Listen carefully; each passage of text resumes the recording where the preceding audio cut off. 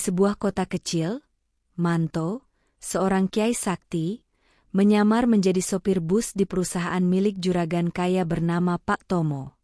Tak ada yang tahu, penyamaran itu bertujuan untuk membalas dendam atas kematian anaknya yang dijadikan tumbal pesugihan demi kejayaan Tomo Jaya. Di balik seragam lusuhnya, Manto membawa ilmu hikmah dan doa-doa sakral yang siap mengguncang dunia gaib. Bagaimana kisahnya? Tonton dan simak cerita menarik dalam video berikut ini. Langit pagi di terminal kota Wonosari berwarna abu-abu keperakan. Asap dari knalpot bus yang baru dinyalakan bercampur dengan aroma kopi dan gorengan dari warung kecil di pojokan. Di tengah hiruk-pikuk itu, seorang pria tua berjalan pelan dengan langkah berat.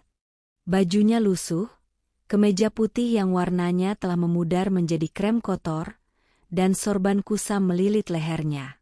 Ia menenteng tas kecil berisi pakaian seadanya dan sebuah botol air. Dialah Manto, pria yang kelak dikenal sebagai supir tua dari langit timur. Bagi orang-orang di terminal, Manto hanyalah lelaki biasa yang mencari kerja untuk bertahan hidup. Tapi di balik tatapan matanya yang teduh, tersimpan badai dendam yang nyaris tak bisa ia bendung. Terminal pagi itu seperti biasa.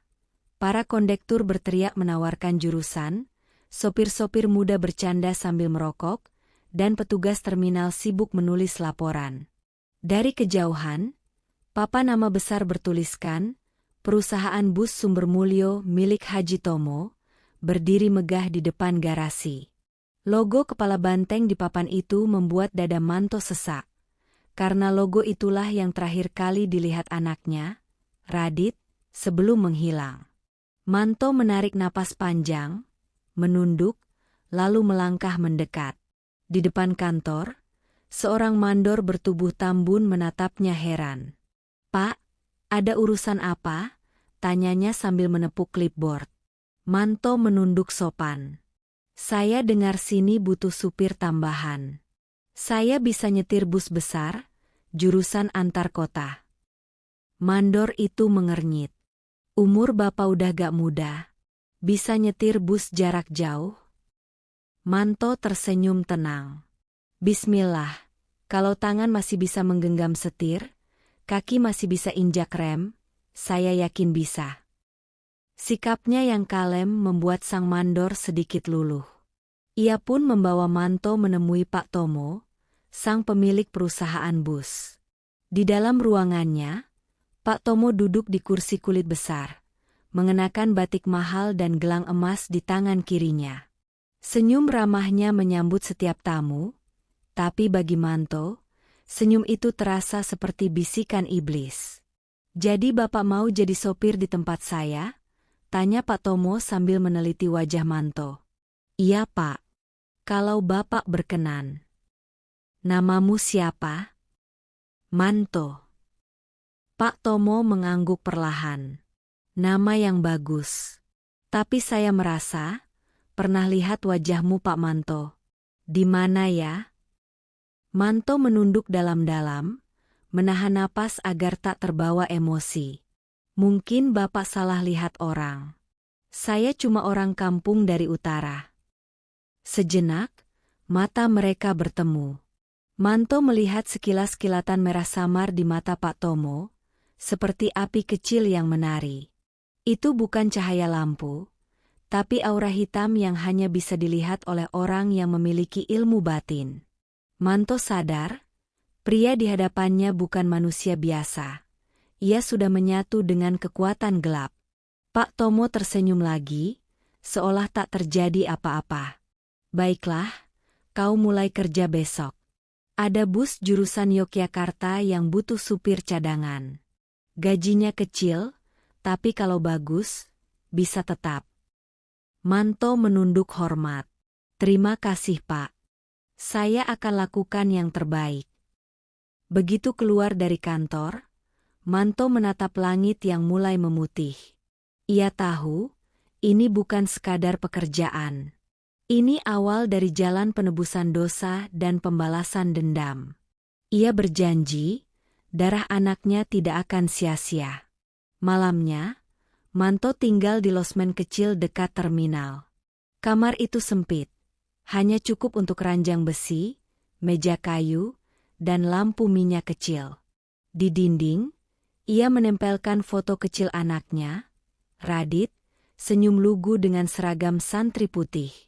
Manto duduk bersila di lantai, membuka tasnya, dan mengeluarkan segenggam tanah dari makam Radit yang disimpan dalam kain putih. Ia menatap tanah itu dengan mata basah. "Nak, ayah sudah di sini, di tempat orang yang mengambilmu. Doakan ayah kuat menuntaskan ini tanpa tersesat." Suara adzan Isya dari masjid terminal terdengar sayup. Manto menutup mata, membaca doa-doa pelindung yang dulu diajarkan gurunya di pesantren. Dari mulutnya mengalir ayat-ayat yang menenangkan, tapi di hatinya, api dendam tetap membara. Ketika lampu terminal mulai redup, Manto keluar dan berdiri di bawah pohon besar di ujung garasi. Dari sana, ia bisa melihat langsung halaman belakang rumah besar Pak Tomo yang berdiri di atas bukit kecil. Dalam temaram malam, samar-samar terlihat cahaya lilin dan asap kemenyan dari arah rumah itu. Manto mengepalkan tangan. Benar dugaanku. Rumah itu tempat segala awal kebusukan. Angin malam berhembus lembut, membawa aroma bunga melati bercampur darah. Suara lolongan anjing terdengar bersahutan dari kejauhan, seperti menandai datangnya sesuatu yang tak kasat mata. Manto menatap tajam ke arah rumah itu sambil berucap lirih. "Tomo, tunggulah. Akan datang hari ketika semua yang kau sembunyikan di bawah tanah itu akan kuangkat ke langit." Dan malam itu, di terminal yang sepi, kilatan cahaya kecil muncul di ujung jari Manto. Sebuah tanda bahwa ilmu yang ia pendam selama bertahun-tahun telah bangkit kembali. Itu bukan sekadar niat balas dendam. Itu adalah takdir seorang kiai yang kembali turun ke dunia gelap untuk menuntut keadilan dengan tangannya sendiri. Hujan turun deras pagi itu. Langit kota Wonosari tampak muram, seolah ikut berduka. Manto duduk di pojok warung terminal, menyesap kopi pahit sambil menatap ke arah bus yang berjejer rapi. Tubuhnya diam, tapi pikirannya kembali ke masa lalu. Masa di mana hidupnya masih terang dan damai, sebelum semuanya diambil oleh keserakahan manusia bernama Tomo. Dulu, Manto bukan siapa-siapa. Ia hanya seorang kiai sederhana yang mengajar ngaji di surau kecil di pinggir desa. Rumahnya tak besar, tapi penuh keberkahan. Istrinya telah lama meninggal karena sakit, sehingga satu-satunya cahaya hidupnya adalah Radit, anak semata wayangnya. Radit tumbuh menjadi anak yang saleh dan cerdas. Ia selalu membantu ayahnya di surau, mengumandangkan adzan dengan suara merdu, dan disukai semua warga desa. Namun setelah lulus madrasah, Radit mulai gelisah. Ia ingin membantu ekonomi ayahnya. "Ayah, biar aku kerja ke kota," katanya. "Di sana banyak lowongan kernet bus. Aku bisa kirim uang tiap bulan," katanya waktu itu dengan semangat muda yang menyala. Manto menatapnya lembut. "Nak, kau belum cukup umur untuk berhadapan dengan dunia luar. Dunia itu tak seindah yang kau bayangkan." Radit tersenyum, menunduk hormat. "Tapi ayah selalu ajarkan aku untuk berani. Aku ingin membuktikan, aku bisa mandiri tanpa meninggalkan doa." Setelah berhari-hari berdiskusi, Manto akhirnya mengizinkan. Dengan berat hati, ia melepaskan kepergian Radit ke kota. Anak itu berangkat membawa bekal doa dan sebuah jimat kecil dari ayahnya. Selembar kain bertuliskan ayat pelindung. Namun setelah 2 bulan, kabar dari Radit berhenti total. Surat-suratnya tak lagi datang, dan nomor telepon tempatnya bekerja tak pernah aktif. Manto mulai resah. Ia pergi ke kota mencari anaknya, menelusuri terminal demi terminal, hingga akhirnya seseorang menyebut nama Radit sebagai kernet di perusahaan bus milik Haji Tomo. Manto segera menuju perusahaan itu, Tapi jawaban yang ia dapat sungguh mengguncang jiwanya. Oh, anak itu? Sudah keluar kerja beberapa minggu lalu. Katanya mau pindah keluar kota, kata salah satu sopir dengan nada acuh. Namun, di antara para pekerja, seorang pria tua dengan wajah muram menarik Manto ke samping. "Pak, saya sarankan jangan tanya-tanya soal anak itu di sini," bisiknya lirih. "Sudah banyak yang hilang di tempat ini, terutama anak-anak muda yang baru kerja. Semuanya lenyap tanpa kabar." Sejak hari itu, Manto tak bisa tidur. Ia berkeliling, menanyai orang-orang, hingga suatu malam seorang dukun tua di pasar berkata sesuatu yang membuat darahnya membeku. "Kalau kau mencari anakmu, jangan cari di dunia yang terlihat. Cari di tempat sunyi, di antara akar-akar yang masih basah. Di sanalah pesugihan juragan Bus itu meminum darah muda." Dengan petunjuk samar itu, Manto pergi ke hutan di pinggiran kota. Di sana, ia menemukan sebuah gubuk tua dengan bekas dupa dan kain merah. Saat menggali di sekitar tempat itu, tangannya menyentuh sesuatu yang dingin dan keras, sebuah tulang kecil yang masih terbungkus kain santri. Dan di dalamnya, ada jimat ayat pelindung yang dulu ia berikan pada Radit. Manto jatuh berlutut, menangis tanpa suara. Dunia seolah runtuh di hadapannya. Ia menggenggam jimat itu erat-erat sambil berseru ke langit. "Ya Allah, mengapa kau izinkan anak yang sebaik itu mati dengan cara sekeji ini?" Namun di sela tangisnya, ia mendengar suara lirih di dalam hati. "Bukan aku yang mengizinkan, tapi manusia yang memilih jalan setan." Sejak malam itu, Manto menghilang dari desa. Ia pergi ke gunung tempat gurunya dulu bertapa, Kiai Damar Wulan, seorang ulama sepuh yang memahami ilmu batin. Manto bertekad menempuh tirakat 3 tahun, berpuasa mutih, berendam di sungai setiap malam, dan membaca wirid tanpa henti. Ia ingin menundukkan amarahnya agar tak dikendalikan oleh setan, tapi diarahkan menjadi senjata cahaya untuk melawan kegelapan. 3 tahun berlalu. Saat ia turun gunung, wajahnya telah berubah, lebih tua, lebih dalam tatapannya, dan tubuhnya memancarkan aura yang tak kasat mata. Kiai Damar Wulan memberinya pesan terakhir.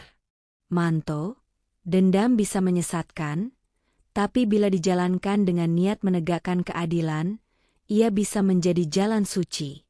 Ingat, jangan balas dengan darah. Balaslah dengan kebenaran." Manto hanya menunduk. Ia tahu kata-kata itu benar, tapi hatinya sudah terlalu terluka untuk memaafkan.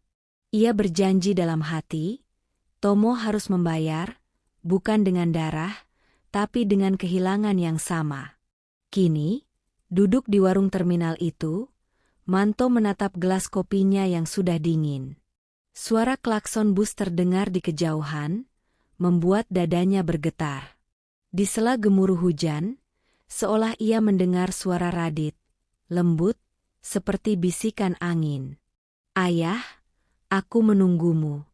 Kebenaran belum ditegakkan." Manto menutup mata, menahan air mata yang mulai menetes. Ia mengangkat wajahnya ke arah langit yang gelap dan berbisik lirih. "Sabar nak, waktunya akan tiba. Ayah sudah berada di sarang iblis itu." Petir menyambar di langit, menerangi wajah Manto yang kini penuh tekad. Ia tahu, tirakatnya bukan sekadar ujian. Itu adalah persiapan menuju pertempuran terakhir antara manusia beriman dan manusia yang menjual jiwanya.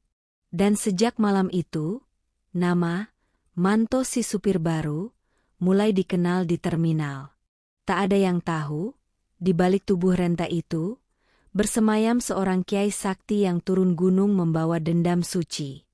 Sejak pagi buta, terminal sudah bergemuruh. Suara bus yang meraung, klakson panjang, dan teriakan kondektur berebut penumpang membuat udara penuh hiruk-pikuk khas dunia jalanan.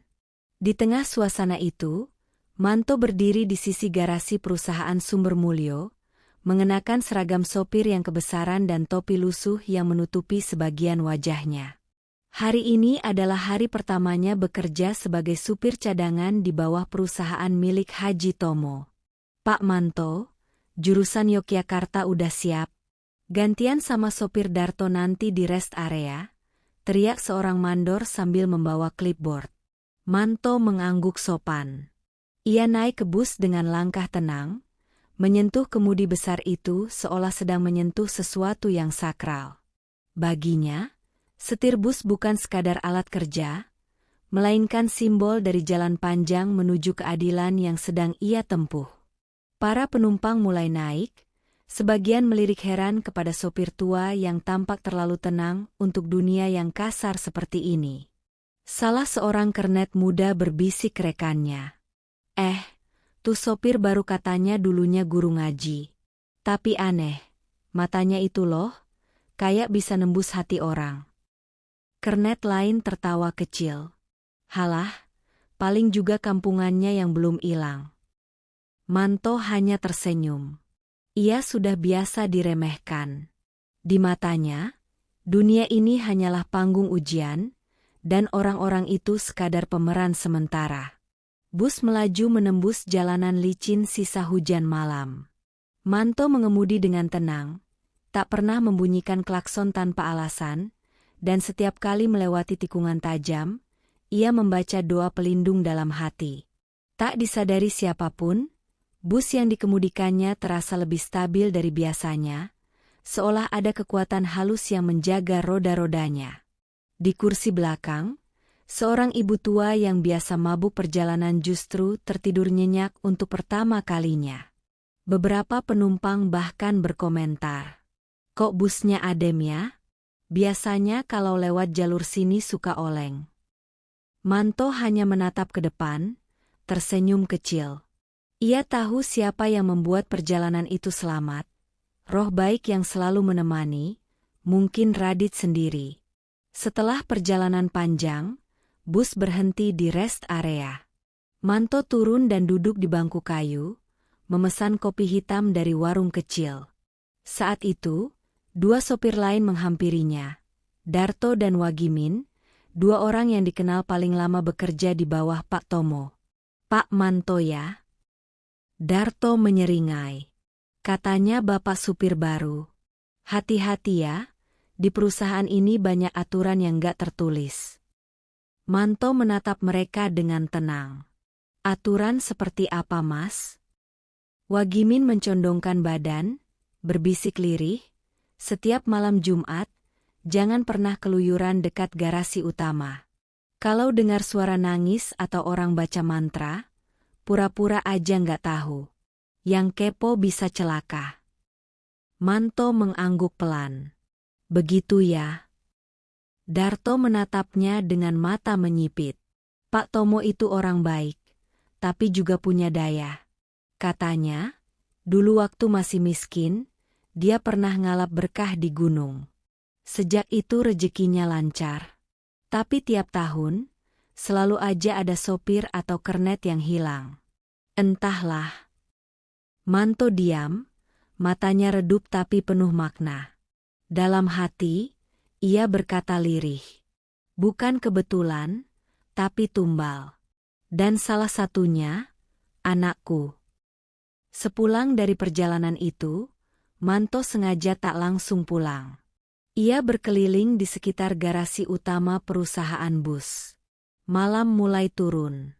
Dari kejauhan, rumah megah Pak Tomo tampak menjulang di atas bukit kecil, hanya berjarak beberapa ratus meter dari garasi.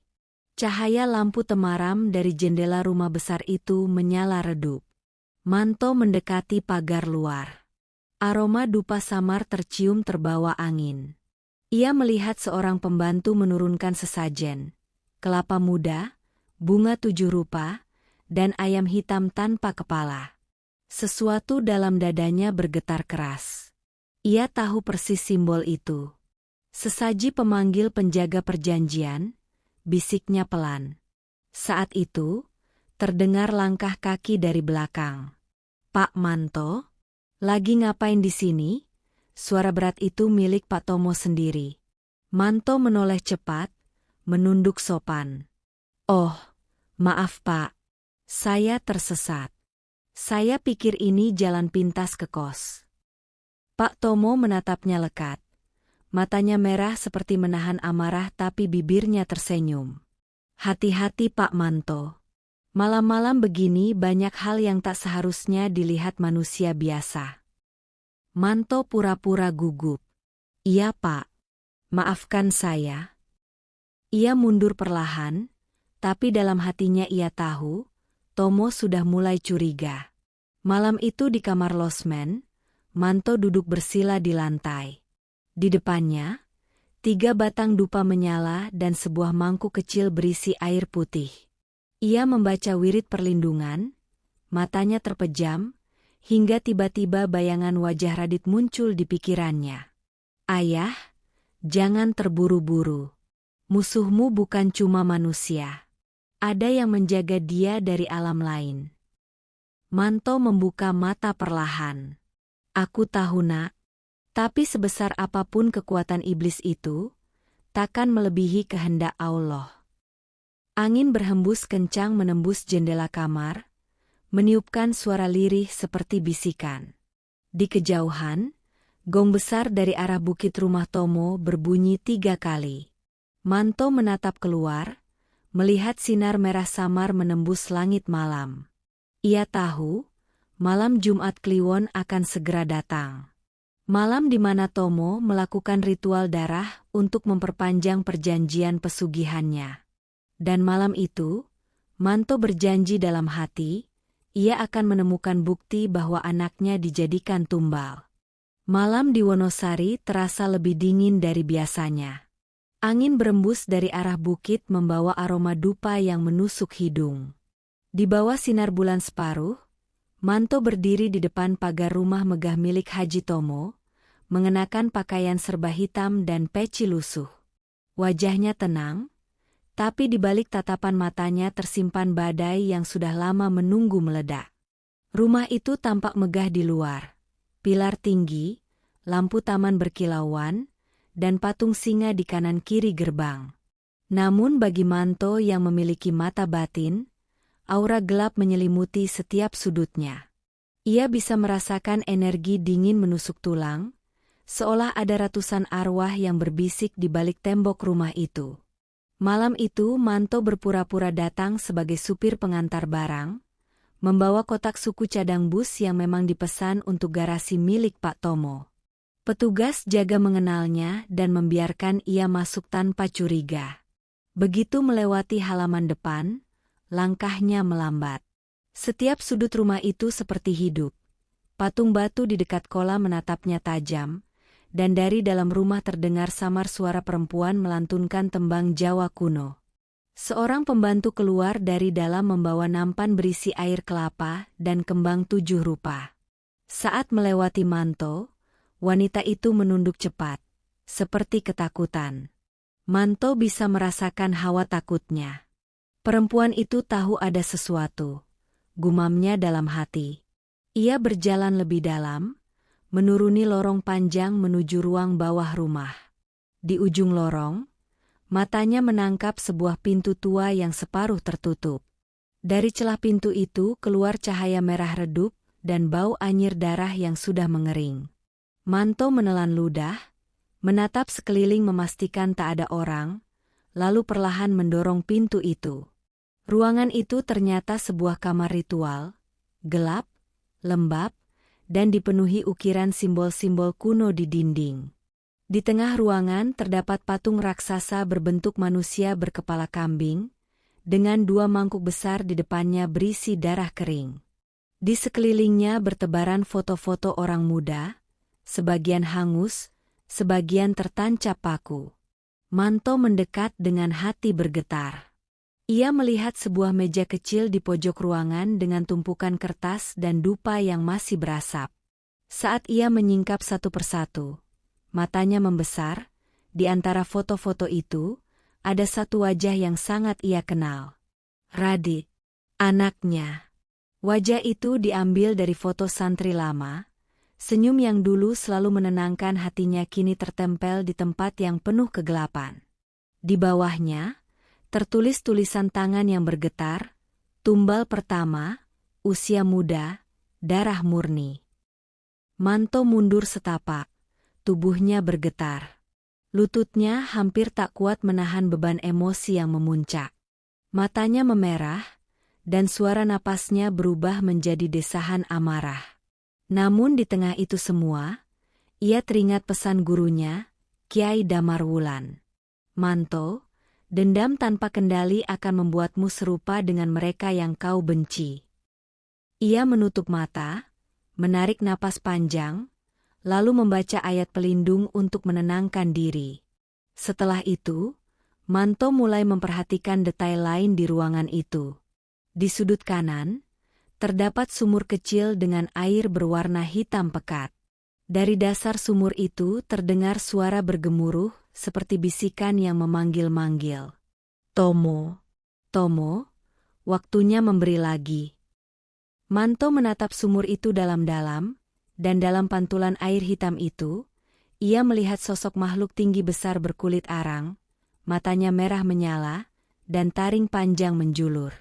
Makhluk itu menatapnya balik, lalu mengeluarkan suara tawa berat yang membuat dinding bergetar. Manto segera memejamkan mata dan membaca doa pengusir jin. Ketika membuka mata, pantulan itu lenyap, tapi hawa dingin semakin kuat, menandakan makhluk itu menyadari kehadirannya. Tiba-tiba terdengar langkah kaki dari atas tangga. Manto buru-buru menyingkir ke balik pilar batu.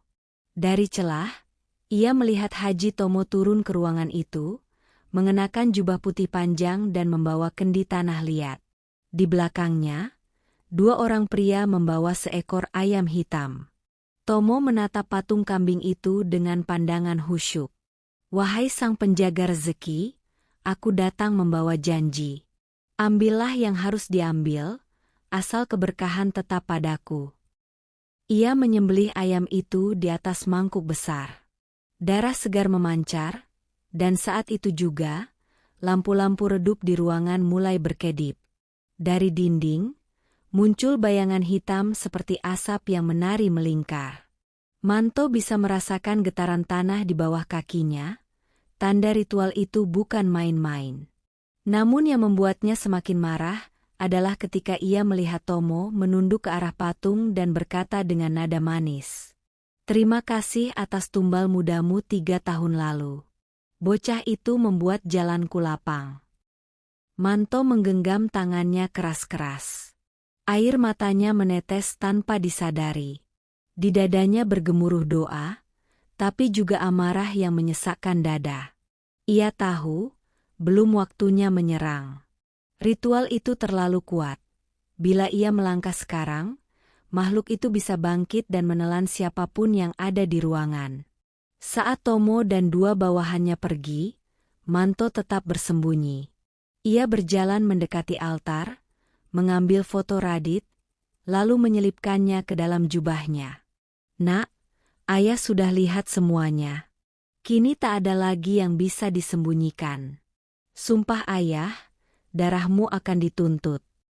Sebelum keluar, ia menatap sekali lagi patung kambing raksasa itu. Entah kenapa, patung itu tampak tersenyum. Senyum dingin, licik, seperti tahu bahwa lawannya sudah datang. Manto melangkah keluar rumah dengan hati membara. Dari balik pohon besar di halaman, seekor burung gagak hitam tiba-tiba hinggap, memandangi Manto, lalu mengeluarkan suara parau. Ia tahu, itu tanda pengawasan gaib, Tomo sudah mencium ancaman.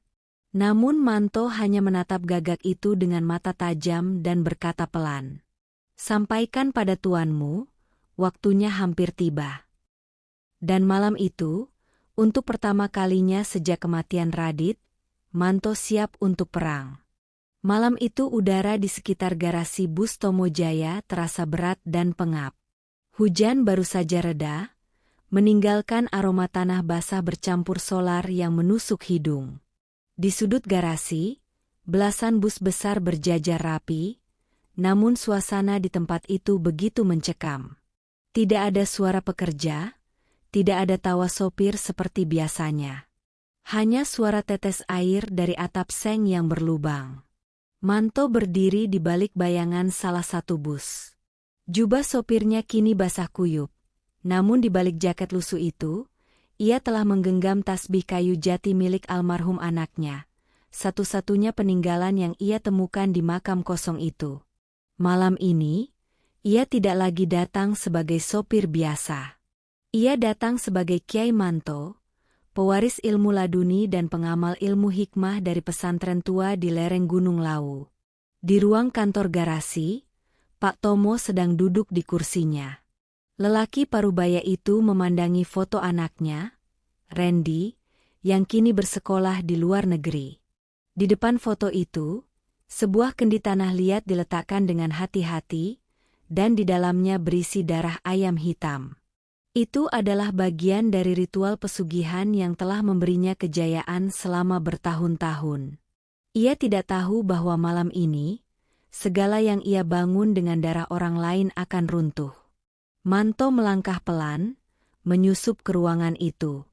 Suara langkahnya nyaris tak terdengar, tapi hawa dingin yang datang bersamanya membuat lilin di meja Pak Tomo bergetar. Lelaki itu menoleh cepat. "Siapa di sana?" serunya keras. Dari balik kegelapan, Manto muncul. Matanya menatap tajam, penuh dendam dan doa yang menahun. "Tomo," ucapnya pelan tapi tegas. "Kau masih ingat anak yang hilang 7 tahun lalu? Anak itu, yang jenazahnya tak pernah ditemukan setelah kau minta pesugihan di Gunung Kawi." Pak Tomo menelan ludah. Keringatnya menetes meski udara begitu dingin. "Manto? Sopir baru? Kau siapa sebenarnya?" "Aku adalah ayah dari anak yang kau jadikan tumbal." Suara Manto menggema seperti petir di dalam ruangan sempit itu. Seketika lampu neon di atas kepala mereka berkelip dan padam. Hanya cahaya lilin yang tersisa, menari di wajah dua lelaki yang kini berdiri berhadapan. Tomo berusaha bangkit. "Jangan bicara omong kosong. Semua itu atas persetujuan mereka sendiri." Manto mengangkat tangannya. "Tidak ada yang rela dijadikan korban untuk keserakahan. Kau telah mempermainkan nyawa, dan malam ini, roh mereka datang menagih janji." Tiba-tiba, suara berderit terdengar dari arah pintu garasi. Bus-bus tua yang terparkir mulai bergoyang pelan. Dari kaca jendela, tampak bayangan hitam berjalan di antara deretan bus. Bau busuk menyeruak. Pak Tomo menatap ketakutan. Apa itu?" Manto memejamkan mata, melafalkan ayat-ayat yang membuat udara bergetar. Satu persatu lampu bus menyala sendiri, namun bukan cahaya putih biasa, melainkan nyala kehijauan yang menyeramkan. Dari balik salah satu bus, muncullah sesosok anak kecil dengan pakaian putih yang kotor, wajahnya pucat dan matanya kosong. Suara tangis lirih terdengar. "Bapak?" bisik sosok itu pelan. Manto tertegun, matanya berkaca. Ia tahu betul suara itu, suara anaknya, Radit. "Anakku," katanya gemetar. "Tenanglah nak. Malam ini, ayah akan menuntaskan semuanya." Pak Tomo menjerit, berusaha kabur, namun langkahnya tertahan oleh sesuatu yang tak terlihat. Tangan-tangan hitam keluar dari bawah lantai, mencengkeram kakinya. Ia meronta, tapi sia-sia. "Lepaskan aku. Aku kaya karena kerja keras. Bukan karena mereka," teriaknya. Manto berlutut, merapatkan tangannya, lalu meletakkan tasbih di tanah. Ia berzikir dengan khusyuk, suaranya bergema di seluruh ruangan. Asap putih mulai keluar dari tubuhnya, dan ayat-ayat yang ia ucapkan membuat makhluk-makhluk hitam itu menjerit kesakitan. Namun roh-roh yang ditumbalkan tidak mau pergi begitu saja. Mereka menjerit, memanggil nama-nama yang telah menjual mereka. Salah satu roh menghampiri Pak Tomo, lalu menembus tubuhnya. Lelaki itu berteriak histeris, matanya membelalak, darah mengalir dari hidung dan telinganya. Ampun, ampun Manto. Manto berdiri, menatapnya dingin. Ampunan bukan dariku. Mintalah pada Tuhanmu yang kau hianati. Sekejap kemudian, tubuh Pak Tomo terbakar oleh cahaya putih yang memancar dari tasbih Manto. Api itu tidak seperti api biasa. Ia membakar dosa, bukan daging. Dalam beberapa detik, suara jeritannya hilang, dan hanya tersisa abu di kursi tempatnya duduk. Ketika semuanya usai, Manto terduduk lemas. Sosok anak kecil tadi mendekat, menatapnya lembut. Terima kasih ayah. Sekarang aku tenang. Manto mengulurkan tangan, tapi sosok itu memudar, meninggalkan aroma melati yang samar. Tangis Manto pecah malam itu, di antara bus-bus yang kini diam tanpa suara. Ia tahu dendamnya telah tuntas, tapi hatinya tetap hancur. Dari kejauhan, adzan subuh terdengar, menggema pelan, seolah alam semesta ikut menenangkan jiwa seorang ayah yang telah menuntaskan perjalanan balas dendamnya. Namun Manto sadar, masih ada satu hal yang belum selesai. Warisan hitam pesugihan Pak Tomo belum sepenuhnya lenyap. Dan ia harus memastikan semuanya benar-benar bersih, sebelum nama anaknya bisa benar-benar tenang di sisi Tuhan. Fajar menyingsing di atas kota kecil itu, tapi suasana di garasi bus Tomo Jaya masih kelam. Polisi dan warga berkerumun di depan gerbang, membicarakan kejadian aneh semalam. Mereka menemukan kursi direktur terbakar hangus, lantai gosong di tengah ruangan, dan bus-bus yang catnya mengelupas seperti terkena panas luar biasa. Namun tak ada api yang tersisa, tak ada bau bensin, tak ada tanda kebakaran biasa. Manto berdiri di kejauhan, mengenakan pakaian sopirnya yang kini tampak lusuh dan kotor. Tatapannya kosong ke arah garasi, tempat di mana dendamnya telah menemukan akhir, tapi meninggalkan lubang besar di hatinya. Ia tidak mengira bahwa membalas dendam ternyata tidak membawa kelegaan, melainkan kesepian yang tak terukur. Dari balik kerumunan, seorang lelaki muda mendekat. Namanya Arif, sopir bus junior yang dulu sangat menghormati Manto. Pak Manto, semalam Bapak di mana? Semua orang bilang ada kejadian aneh di sini. Mereka bilang, suara tangisan anak kecil terdengar sebelum kebakaran terjadi. Manto menatap pemuda itu lama, lalu menghela napas. Kadang Arif, dosa masa lalu memang selalu menuntut balasan. Tak ada yang bisa lolos darinya. Arif menunduk, tidak berani bertanya lebih jauh. Namun kejadian aneh belum berhenti. Beberapa sopir bus yang datang pagi itu mengaku mendengar suara aneh dari dalam bus tua di sudut garasi. Bus bernomor 27, milik langsung Pak Tomo, konon tidak pernah rusak selama 10 tahun terakhir. Tapi pagi ini seluruh kaca depannya retak, dan di dalamnya ada bekas tangan kecil menempel di jendela. Manto tahu, itu bukan kebetulan. Ada sisa roh pesugihan yang belum terlepas. Ia mendekat pelan, menyentuh bodi bus yang dingin seperti batu nisan. Getaran halus terasa di ujung jarinya, seolah ada sesuatu yang masih bersemayam di sana. Tomo mati, tapi ikatannya belum terputus. Gumamnya pelan. Ia menatap bus itu dengan mata sayu. Anakku, kau belum benar-benar bebas ya. Malam harinya, Manto kembali ke garasi sendirian. Ia membawa kitab tua dan segenggam garam laut, perlengkapan untuk upacara penyucian tempat yang tercemar ilmu hitam. Hujan turun pelan, seperti menyambut ritual terakhir yang akan menghapus kutukan. Ia menaburkan garam di sekeliling bus 27, lalu mulai membaca ayat-ayat suci dengan suara bergetar. Udara di sekitarnya mendadak berat, dan lampu-lampu di garasi mulai berkelap-kelip. Dari dalam bus terdengar suara ketukan pelan di pintu, seperti seseorang yang minta izin untuk masuk. Manto tak gentar. Ia terus melantunkan doa, hingga suara itu berubah menjadi jeritan panjang yang menusuk telinga. Angin berputar kencang, kaca bus pecah satu persatu. Dari balik kepulan asap hitam, muncul sosok menyeramkan, tubuh hitam legam, matanya merah menyala. Itu adalah wujud roh pesugihan milik Pak Tomo, yang kini kehilangan tuannya dan berusaha mencari tubuh baru. Makhluk itu mendesis. Kiai Manto, jangan ganggu perjanjianku. Aku diberi makan darah, dan aku berhak menagih. Manto berdiri tegap, menatapnya dengan mata penuh keyakinan. Kau tak lagi punya hak di dunia ini. Tujuanmu telah selesai. Pergilah ke tempatmu yang sebenarnya.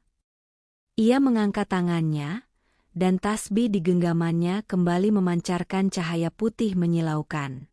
Makhluk itu menjerit, tubuhnya terurai menjadi asap. Tapi sebelum benar-benar lenyap, ia melontarkan sumpah terakhir. Aku akan kembali lewat darah juragan yang lain. Pesugihan ini tak akan pernah mati. Manto menunduk, wajahnya muram. Ia tahu apa yang dikatakan makhluk itu ada benarnya. Keserakahan manusia tidak akan pernah berakhir.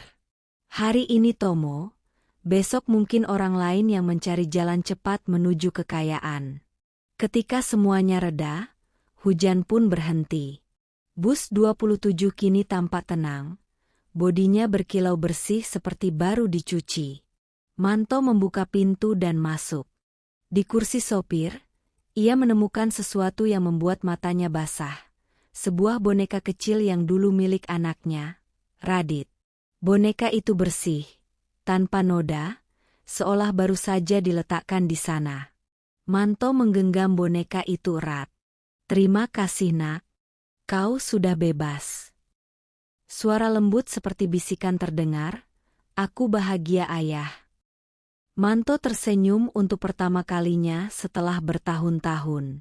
Pagi berikutnya, garasi Tomo Jaya dinyatakan tutup permanen. Tidak ada lagi bus yang beroperasi, tidak ada lagi sopir yang berani menyentuh kendaraan di sana. Tapi di suatu tempat di pinggiran kota, seorang sopir tua bernama Manto terlihat mengendarai bus kecil sederhana, mengantar anak-anak sekolah dengan wajah teduh dan senyum damai. Setiap kali seseorang bertanya siapa dirinya, ia hanya menjawab, "Aku hanya sopir biasa nak. Pernah tersesat dalam dendam, tapi kini sedang belajar memaafkan."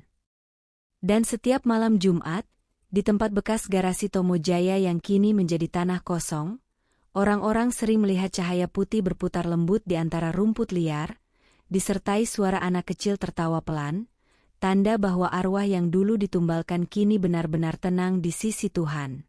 Terima kasih telah menyimak cerita ini sampai akhir. Jangan lupa subscribe, like dan komen channel ini.